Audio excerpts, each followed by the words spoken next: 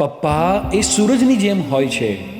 સૂર્ય એ ઘણું બધું ગરમ થાય છે, પરંતુ જો એ ગરમ થવાનું છોડી દે તો સંસારમાં અંધારું છવાઈ જાય.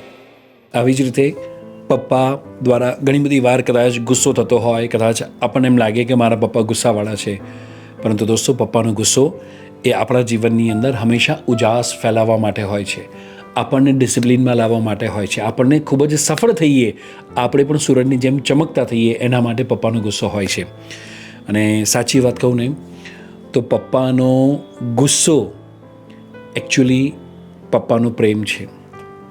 અને પપ્પા ખુદ તપી અને તમને પણ તપાવવા માંગે છે. જેમ માટીનો ઘડો બની તો જાય, માનો પ્રેમ હોય ને, બસ એ માટીનો ઘડો એ બની તો જાય, પણ જો એને ભઠ્ઠીમાં તપાવવામાં ન આવે ને તો એમાંથી માટલું તૈયાર ન થઈ શકે, એમાં પાણી ન ભરી શકાય, એ ઘડો હંમેશા કાચો રહી જાય. અને એટલા માટે આપણા પિતા દ્વારા કરવામાં આવેલો ગુસ્સો એ આપણે ભઠ્ઠીમાં તપાવવા માટેનું છે, જેને કારણે આ ઘડો એ ખૂબ જ સારી રીતે પકે. સો દોસ્તો, જો આપ આપણા પપ્પાને પ્રેમ કરો છો અને આપણા પપ્પાનો ગુસ્સો એ જ આપનો પ્રેમ છે, તો જલ્દીથી આ વિડીયો તમારા પપ્પા સાથે અથવા ફ્રેન્ડ સાથે શેર કરો. અને આવા જ પાવરફુલ પેરેન્ટિંગના વિડીયો સાથે આપણે મળીશું આવતીકાલે. આવા જ પાવરફુલ વિડીયોઝ માટે આશી જ મને ફોલો કરવાનું શરૂ કરી દો.